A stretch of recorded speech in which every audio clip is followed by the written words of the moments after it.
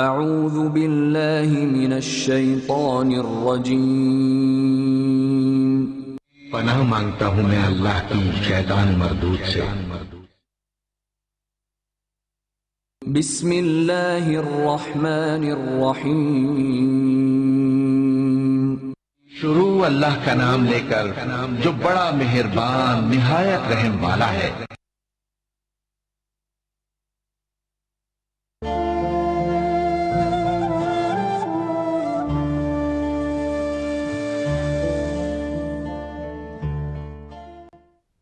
औज़ु बिल्लाहि मिनश शैतानिर रजीम बिस्मिल्लाहिर रहमानिर रहीम अल्हम्दुलिल्लाहि रब्बिल आलमीन वस्सलातु वस्सलामु अला अशरफिल अंबिया'i वल मुरसलीन व खातिबिन नबिय्यीन अम्मा बाद फ़क़द क़ाला अल्लाह तआला व तबारक फ़ी किताबिल मुबीन बिस्मिल्लाहिर रहमानिर रहीम कल्ला बल राना अला क़ुलूबिहिम मा कानू यक्सबून। Brothers and sisters of Islam, Assalamu alaikum wa rahmatullahi wa barakatuh. The ayah that I have just recited, Allah subhanahu wa ta'ala in this great holy book of Quran, the Sharif, says that those who are ill-doers, those who because of their bad deeds and bad amal, it is their hearts that has rusted. And later on he goes on to say, Allah subhanahu wa ta'ala, that these are the ones who will be punished on the day of judgment. With this topic in mind, rusted hearts, that I have with me our brother Sheikh Amin-Evans to shed his thoughts and lights on the happenings in the Muslim world and places like Bahrain and places in Pakistan where tyranny has reached, looks like reaching almost its peak. Brother Amin, Assalamu alaikum wa rahmatullahi wa barakatuh. Wa alaikum assalam wa rahmatullahi wa barakatuh. Welcome to this program of Faith Forum on Hidayat TV, watched actually almost across the world. And today, the ayat from Quran that you suggested, Yes. and which I had the honor to recite, Allah Ta'ala subhanahu wa ta'ala says, you know these people, their hearts is rusted. Yes. And the rust is so awful that Allah subhanahu wa ta'ala says, such hearts are the ones who will receive my wrath and punishment on the day of judgment. If we take this ayat and look at the Muslim world of today and see the tyranny, the killings, the massacres, the tortures that's going across unabated. In fact, there are bystanders across the world who are putting flame on oil on flame and accelerating that fire of hatred, fire of zulm right across the Muslim world. Yeah. It's very easy for us to see the primary sinner, the oppressor. But that isn't necessarily what this verse is speaking of. There are the bystanders, as you said, who are as guilty as the people who do the thing, the people who stand silently and do nothing. The image is of particular interest to people of that period. They didn't have stainless steel. They used iron or steel that rusted. But steel only rusts if you're careless with it. If you put a blade into fire, if you don't oil the blade, if you don't clean the damp off it when you've used it. So the sin here isn't necessarily being an oppressor. It's being careless about your deen, about your relationship with other human beings. And what we've seen in regard to Bahrain and in regard to the killings in Pakistan, I'm told there are around, or I read there were over 80 deaths in the last week or so in Gilgit. In the Gilgit area of Pakistan. In the Gilgit area of Shias, just people on buses, dragged off buses, lined up and killed. It's the people who stand by. Alhamdulillah, in Gilgit, there are so many stories of genuine Muslim brothers and sisters from the Sunni beliefs saying that a Shia travelling with them was their relative, that he was a Sunni just like them. Very brave people, because the monsters who kill the Shia would as happily kill anyone who said a good word, because they're not just, they're blood-maddened oppressors, and we need to deal with them. With Bahrain, we've got the same ignoring of it in the world of press, etc. But we've even got people in the motor racing industry ready to go and pander to the dictators. And last year, I believe it was Christian Horner, I was watching him on television, and he was asked, this regime is oppressing people, he's firing tear gas into homes, killing children. Don't you think... Firing tear gas is not on the roads, but in the homes. In the homes. There have been many cases of children being seriously injured or killed in their sleep because they've been tear gassed before dawn, when you can't see the gas approaching. You're asleep, you can't escape.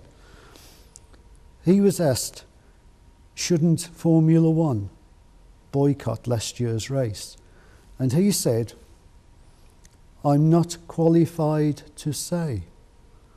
What qualification do you need other than a heart to decide between right and wrong? It's a nonsense. What he was saying was, I've got interests in this, yes, and I don't want to give up my business interests and my sponsorship deals. So, for such people, monetary gains, sponsorship deal, Grand Prix, all one side, but they are not able to see, they are clearly able to see surely what's happening in the streets of Bahrain, in villages, in townships and the places. And strangely enough, to give a blind eye to such thing and have a tight lip and just say nothing is a crime against humanity. Sheikh Amin, to talk this, I have got online Professor Rodney Shakespeare, who is part of the committee on Bahrain, fighting his utmost to bring senses to the people that you cannot trod upon human rights just with the bullets and guns supplied by no matter how powerful the enemies of mankind is.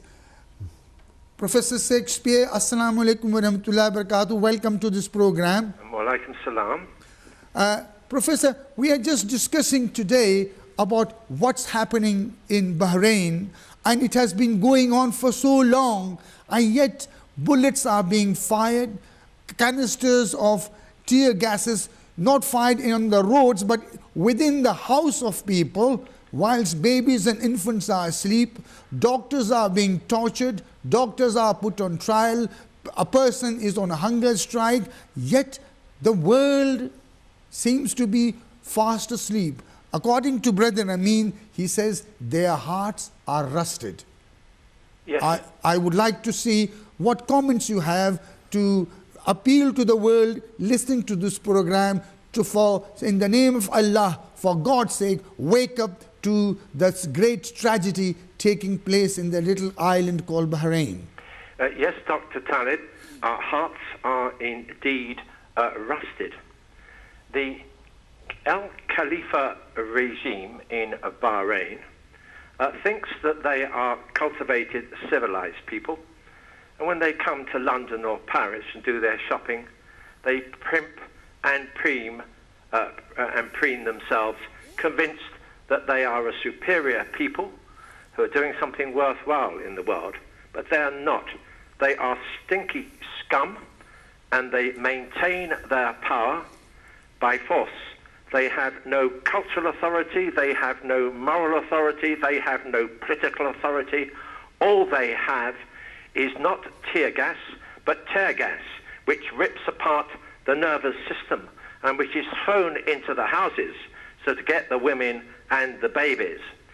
They're using torture methods, and they are using the gun. And today, it is sad, because at this moment, Abdul Hadi al-Khawaja, a fine man, the head of a family of wonderful democratic activists, he, alas, lies after 2 months of starvation. He lies on the edge of death. And these criminals, these stinky scum, will not release him to the country of which he has nationality, which is Denmark. And this goes on basically because the United Kingdom, which is your kingdom and my kingdom and Sheikh Evans' kingdom, that country supports these criminals. And we do it as part of a deal by which we give support to the killer caliphs against their own people, and in exchange the killer caliphs give practical support for the Zionist entity which is in Israel. And that is the deal. It has nothing to do with alleged interests of the UK in Bahrain. The UK's long-term interests are to have democratic regimes right the way throughout the Persian Gulf, and to deal with them in a straightforward trading way. It is not in the interest of the UK to be hated right the way throughout the Middle East. And that goes for the USA.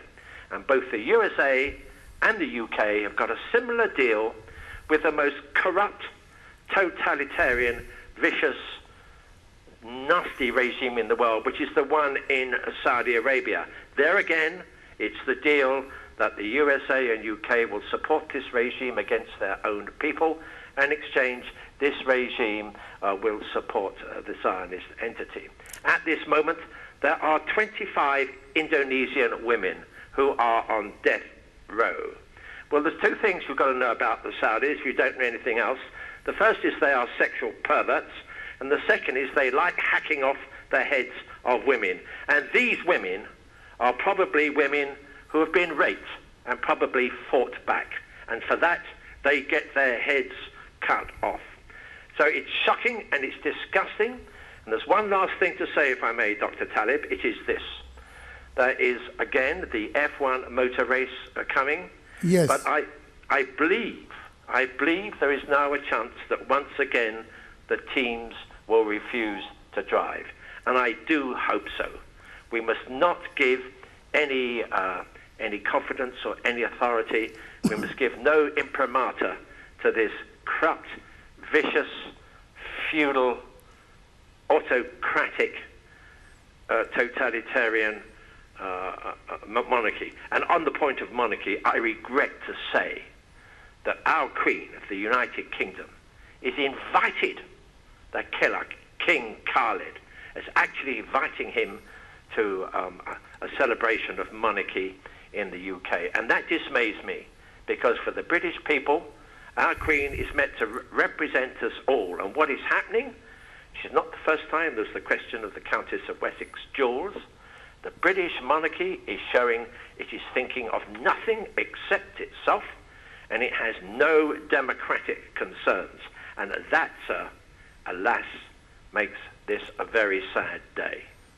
But, Professor Shakespeare, you remember it's quite a few months now, you and I, we went to the Foreign Office, and at the invitation of the Foreign Office, when we requested them, on part of Bahrain and these tortures and killing taking place, we gave them evidence in form of photographs and everything else, and showed them to the Foreign Office. This is what are you going to do about it? Till date, nothing has been done on behalf of those who some of them have got dual nationality, British nationality, as you mentioned some of the names of the leaders on the Bahrain committee, and yet today so sad that our Foreign Office has not been able to provide consular assistance to such people. Yes, in our capacity as members of the London Committee Against Torture in Bahrain, you and I went to the Foreign Office. And whilst we were there, we presented the evidence of the cruelties and the torturing going on in Bahrain. And in fact, we presented a file of some very, very nasty photographs together with the attendant information. And the Foreign Office claimed that they were making representations to the Bahraini government. But of course, that means nothing. A representation behind the scenes means nothing. It is ignored. It is treated with contempt. Because unless the British government stands up publicly and says, we will not tolerate this torture, must have a democracy, you must release all the political prisoners, you must pay reparations and compensation to those who've been tortured and to the families of those who have died. You must give a commitment to have free and fair elections internationally monitored. You must in particular put the Pearl back into Pearl Square.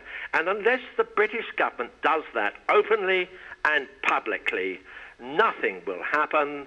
Those sneery, smirking, stinky Khalifa killers will continue exactly as they are, because they know that the British government, when it makes representations about torture, does not mean what it says.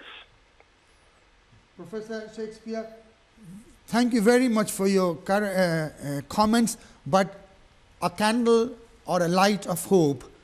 They have bulldozed the Pearl Square. Do you think a time will come when justice will be done and people and good and the fight for freedom will prevail? Yes, I do think that, and I will tell you why. It's partly because of the Arab Spring, which is ongoing. Secondly, it's partly because of the example of Iran, which is like a sort of castle on a rock. It is there, it is solid, and it stands for people able to take control of their destiny. And the third thing, and this is the big thing, which I think will affect the situation, which is that the Middle East is in turmoil. And consequences like quantitative easing in the West will put up the food prices for the poor of many countries in the Middle East. And there is going to be further turmoil.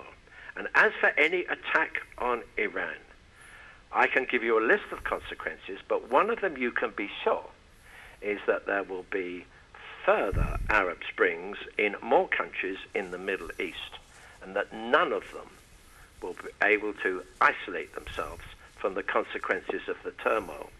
So I do have a belief that Bahrain will become free. And I tell you something else, it's quite possible that they may yet be betrayed by the UK or by the USA, because the USA State Department, they're not all stupid. There's some very bright people there. And that also goes for the British Foreign Office. And one day they're probably going to realize that it's in their interests to have a democratic Bahrain and not one ruled by these cruel tyrants. Inshallah. Thank you very much, Professor Shakespeare. Thank you very much for your personal views and comments. And I hope what you have said, inshallah, one day freedom will prevail, not only for the people of Bahrain, for all those places where tyranny is taking place. Thank you very much. Thank you, sir. I'd just like to add my thanks to Professor Shakespeare as well. Very interesting. Yeah, but you see, it's more than, it's a year now or more when this all started, right? People thought that people will watch the Bahrain issue on the television screen 1 day, 2 days, 1 week, 1 month, and they will forget about it. But here we are, you and I, on Hidayat TV, appealing to the good sense, to the kind hearts of the people, to the mothers and fathers who have children in their home, to think of those mothers and fathers in Bahrain who have lost their daughters, who have lost their sons, who have lost their father or mother in this fight for freedom, a struggle for human rights in Bahrain. It is time for us to wake up in this country, Brother Amin. Should we not say, appeal to our MPs and members of parliaments and others to say, please support the rights of the people of Bahrain as we should do anywhere in the world? Of course we should, and we should not be waiting for sample letters to come. Just send your MP an email.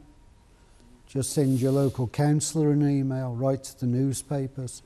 I'm not really interested in high finance, but I've got a subscription to the online Wall Street Journal, and every so often I join in a discussion and make a point from a moral Islamic perspective.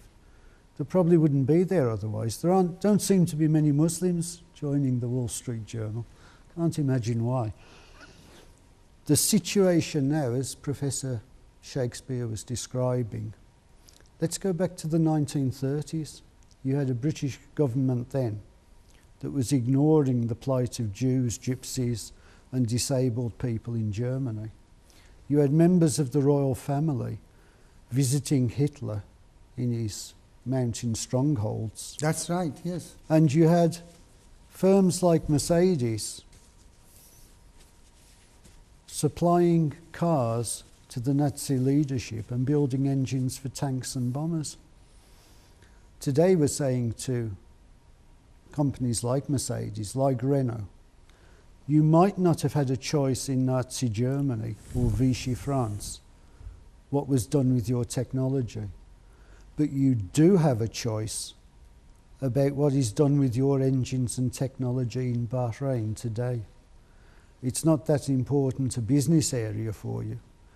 But if you drive a Mercedes or a Renault, phone up the dealership, phone up Renault UK or whichever country you live in and say, do I really want to buy another of your cars when I can go to another make that doesn't support a sports event in a dictatorship, in a brutal dictatorship where people, men, women, children and babies are being killed in their sleep or beaten on the streets? It is a tragedy that they say, Brother Amin, money speaks. Dollar, pound sterling, Deutschmark, they speak. Yeah. And they speak the language of cold-hearted, rusted-hearted people for whom monetary gain equals all their heart and soul wants. Have they sold their soul for a few pennies and dollars? Basically, yes. They want to, if we look at the motor racing, they want to roar around a track for 2 or 3 days a year, and people are queuing up to host these events because there's lots of money and prestige in it. Have a weekend off, guys. Yes. Go somewhere else, you know. You can race a week later. Remember the Berlin Olympics. What a disgrace there. What a blot on humanity the memory of them is. Jesse Owens winning all his gold medals and the dictator turning his back on him. These are images that people who weren't alive then still shudder at. How are our future generations going to look back on British firms and European firms deciding that it was more important to make a few pounds and get a few points in a competition rather than make a statement to say this is unacceptable in any understanding of justice and humanity? They don't have to be qualified to say that. I'm not a qualified race engineer, and I can say don't race there, it's bad for you. It's bad for humanity. If we all, on that day, the race is taking place, just say, if the race goes on, we will switch the channel off completely. At least that's a mark of statement. Yes, let Sky Broadcasting explain why there's no advertising audience on that day to the people who pay for their channel, who've paid to get the rights to broadcast the Bahrain Grand Prix. However much money monsters like the Al Khalifas have, we, the ordinary workers, savers, pensioners in the Western democracies, have more money in our pockets. The Al Khalifas might buy 100 cars off one of the companies sponsoring. We buy tens of thousands of those cars. The Chartists, John Bright, Yes. when he wanted votes for people in England, he said, if you want the vote, go for gold. He threatened to run on the banks. So if you want some pressure on Bahrain, put pressure on the people who support them. That's Say, right. I don't have to buy your car, I'll buy somebody else's whose policies and humanity is more in keeping with what I want to see. I'm not saying that Mercedes have deliberately supported this, Yeah. but there's rust on their hearts. There is rust on the heart. As the ayat said, Kallabal Rana ala qulubihim ma kanu yaksubun. Allah subhanahu wa ta'ala says, their hearts are rusted. Right? And to take the rust off, it takes a lot of time and hard work to take that rust off before the rustiness of the tool get there. Yeah, or a big bang with a hammer. A big bang with a hammer. Brother, I mean, we have one person well known and for fighting for freedom for his country, a spokesperson of freedom and speaking against torture in Bahrain is Saeed Shahabi, and I believe our brother Saeed Shahabi is on the line. Assalamu alaikum. Alaikum assalam wa rahmatullah. Assalam. Brother, thank you for being online with us today on Hidayat TV, a TV channel which speaks for the rights of human being. All of Allah subhanahu wa ta'ala's makhluk, every human being or all his creation, we want to be champion for all, not just for Bahrain or Yemen or Egypt, for everybody. And the Quran, the ayat that I have just recited, Allah subhanahu wa ta'ala points his finger to those people, those tyrants, and say their hearts is rusted, and they are the ones on the day of judgment will receive his wrath and punishment they duly deserve.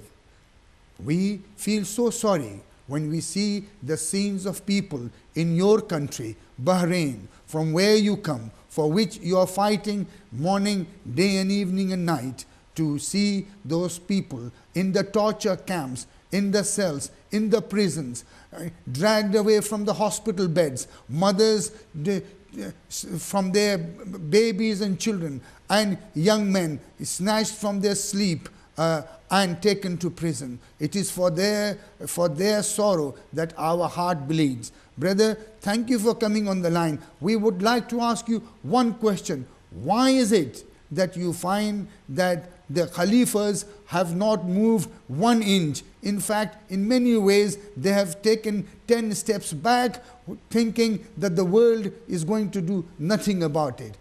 What do you have to say to that?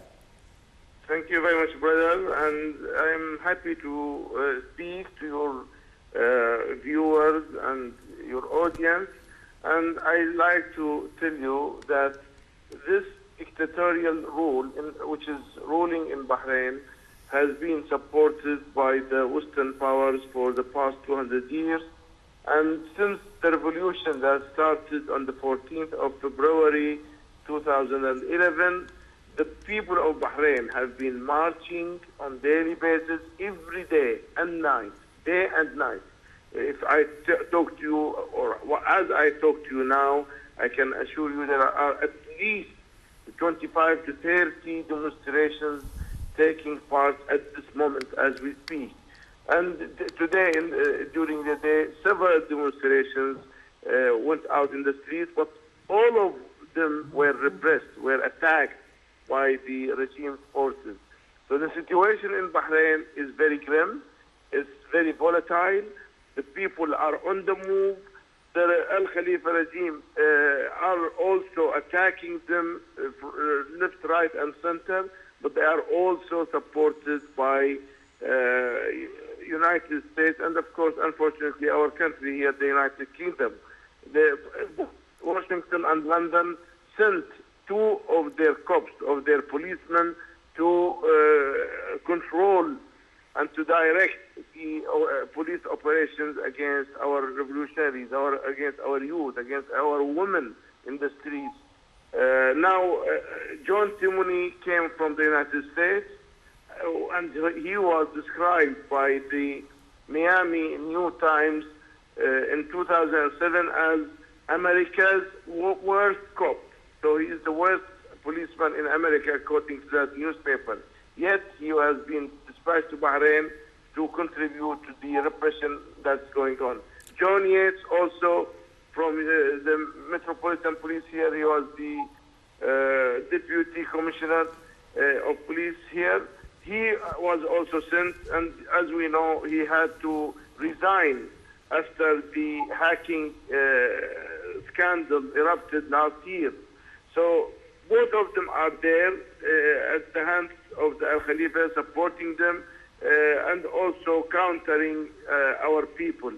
So we know that Abdul Hadi al-Khwaja has been on hunger strike for 60 days today, and he is on the verge of death.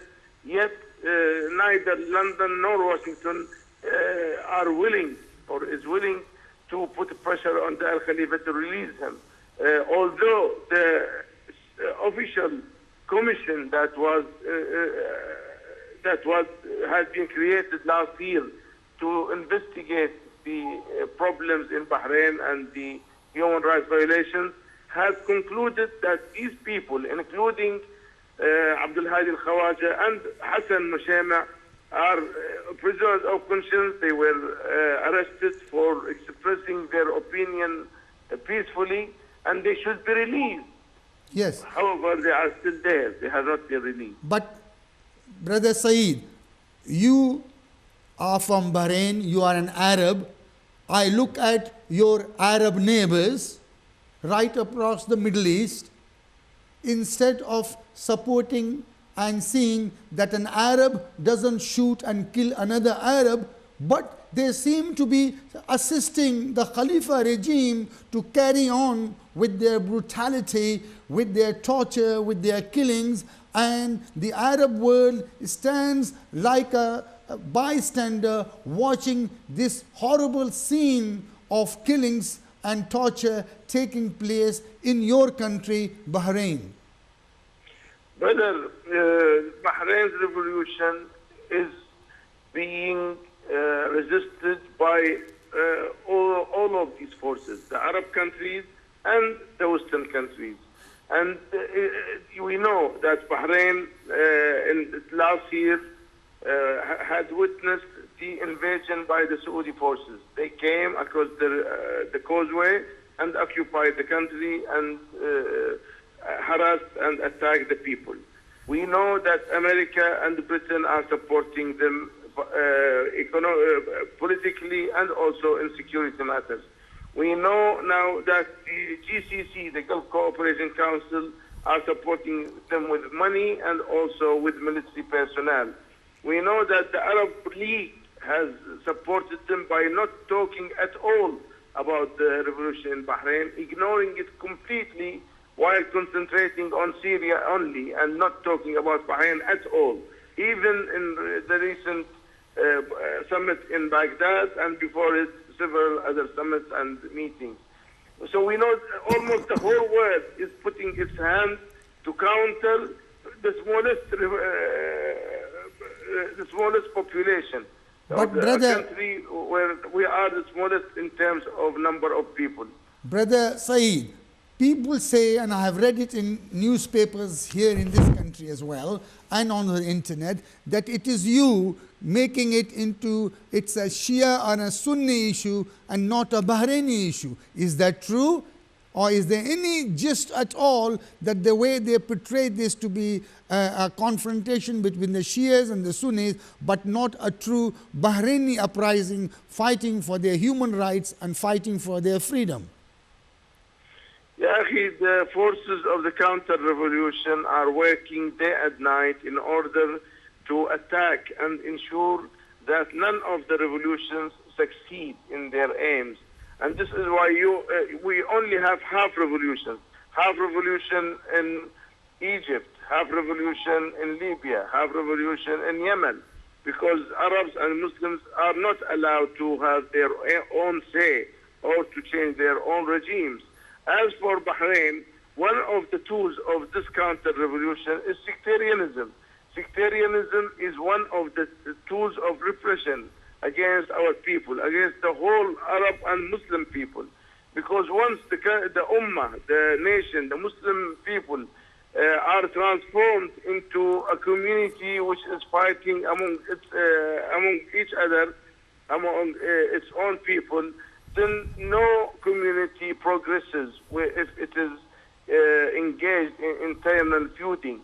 In Bahrain, there is no sectarianism whatsoever. The sectarianism is only practiced by the regime.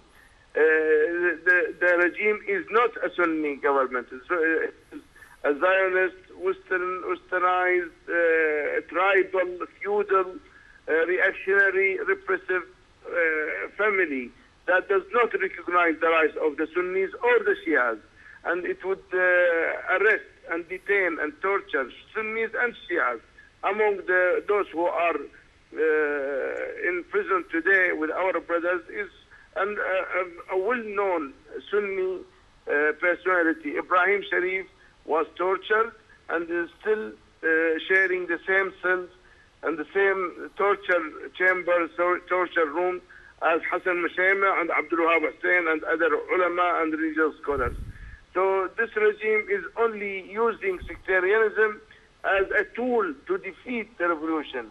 We do not have a problem between the Shias and Sunnis. We never had such a problem before, but the regime is feeding it every day. Its media has been directed to attack the Shia every day, every night, the newspapers, the media, the television, attacking the beliefs and the existence of the Shia, only to show and to try to convince the world that we have a sectarian problem. We do not have a sectarian problem. We have a problem between the people and this tribal rule, which only understands the interests of its own members, not the people of Bahrain, whether they are Shias or Sunnis.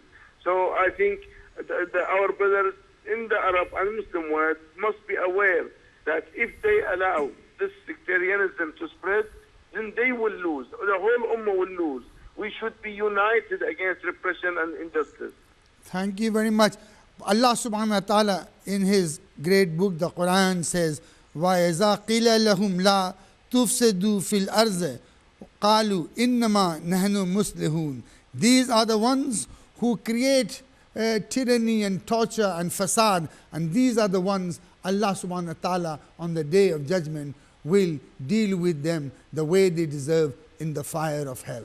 Brother Saeed Shahabi, thank you very much for participating in this talk. This program is being viewed, watched worldwide, and may Allah subhanahu wa ta'ala make those watching this program, make their hearts realize that this is a great tragedy taking place. Shukran, thank you very much. Assalamu alaikum wa rahmatullah. We just heard from two people who have been on this committee, and as Saeed Shahabi was saying, that it is not a Shia and Sunni issue, because that's how the enemies of Islam want the infighting to take place. Yes, absolutely. We can look at a lot of issues in Islam that are often described as a Sunni-Shia conflict or difference, all the way back to the time of Imam al-Hussein alayhi salam at Karbala. But it wasn't Sunnis or Shias who were killing him. It was moneyed interests, as I've written about at some length. Not interested in Islam, but interested in holding on to power and wealth. And they were the people who were doing the killing then, and they're still the people doing the killing now. Why don't the other Arab governments intervene? Because their claim on power is as false and baseless as the Bahraini Al-Khalifa family. They were all appointed by Western powers after the First World War and maintained in that position as client states. The Bahrainis, before oil was discovered, for the port facilities to control the Gulf. And America's big interest at present is not to have another Guantanamo Bay. What we forget now is that Guantanamo Bay is on Cuba, and it became an enclave when the Americans alienated the Cuban people so much that they threw a fence around Guantanamo. The Americans have been in this scenario many times because of faulty policies. And rather than getting the reassurance of the Bahraini opposition parties that their long-term naval base interests and the treaties they've got with Bahrain will be honoured, they've decided to stick with the oppressors they know, who they can bribe and keep corrupt, instead of looking to make a proper treaty with a democratically elected Islamic government or government made up of Muslim members. And what they don't seem to understand is that Shias, Sunnis, all real Muslims honour their contracts and their agreements. They're not in a revolutionary situation which says, kick the American base out. It's, to look at the monetary side of it, it's a good little earner. Yes, it's a finance. Whatever your own beliefs, they'll need food, they'll need supplies, they'll need everything. We're not at war with America. Let them have their base, but let them pay their rent and invest in a democratic and free Bahrain. That's one side of the Middle East we had looked at. Yes. We were early on talking with each other is what's happening in the subcontinent, i.e. the killings and roadside bombing taking place in Pakistan. In particular, in the Gilgit area, the Para-Chinar area, areas, enclaves, where there is a small little pocket of a Shia population, where the buses are stopped, women and children are separated, young men and others taken to the roadside by a ditch in a cold-blooded manner. They are shot dead, and they think they have done a jihad and will enter the kingdom of Allah subhanahu wa ta'ala. The heaven will be theirs and they will enjoy ever after life in paradise. Yes.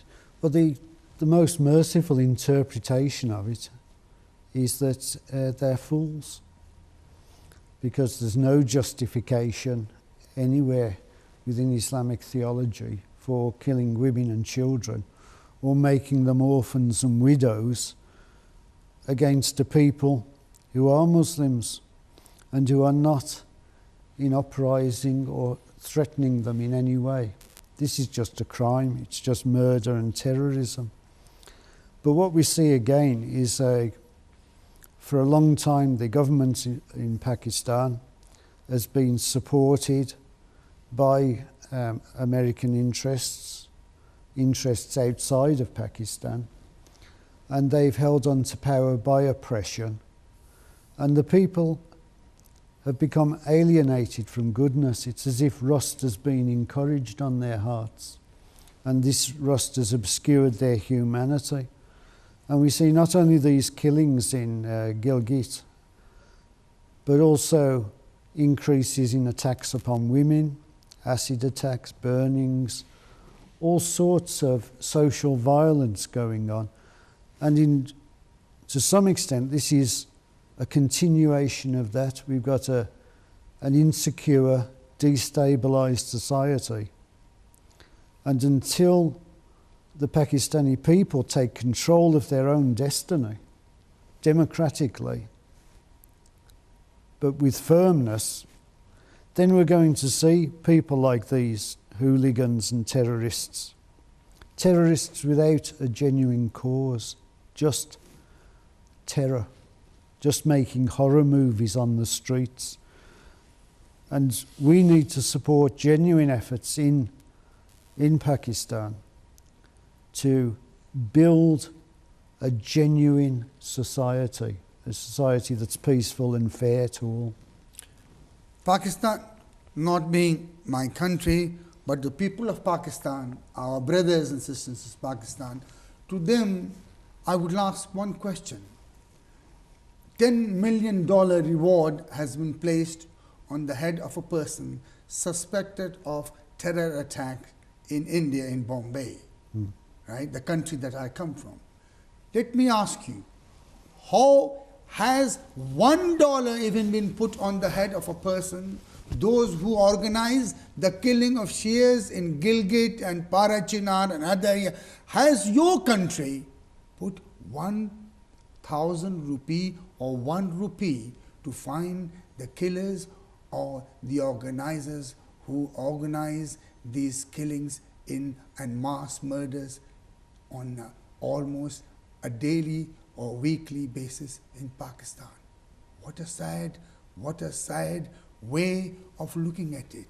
Here is a foreign country placing $10 million on the head of a suspect of terror attack in a foreign country. Where is your leadership? What is it doing? Has it placed enough rewards or a reward on those who to be brought to justice who are organizing these murders on a weekly or even daily speak?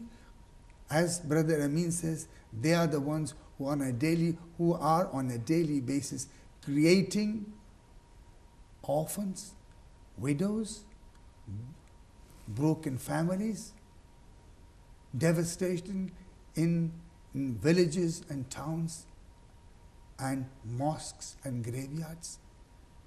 Is that not a question, Brother Amin? We should all search our soul and heart, even though we go and say our salat 5 times a day, visit the mosque. Is just visiting the mosque enough, or saying the salat enough, or having the fast and the zakat and khums enough, or is it looking at these amal bil maruf, nahi anil munkar important enough? Well, we can look to the Quran and ask, what are our prayers worth if we forget our neighbours? The Quran asks us clearly and repeatedly and most bluntly about this. We have a responsibility to the people around us. It's a responsibility placed upon us by Allah subhanahu wa ta'ala. We can't say, well, I won't bother worrying about my neighbours today. I'll just say my prayers. Your neighbours' needs come before your need to pray. MashaAllah.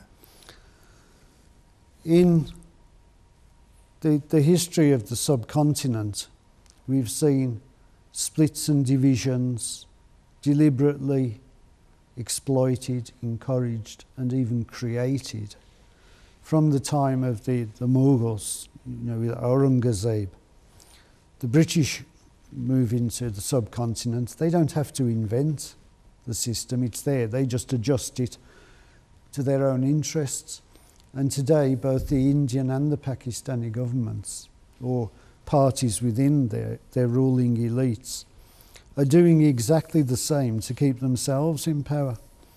We need the people, the genuine people of Pakistan and India, to say, we've just had enough of this.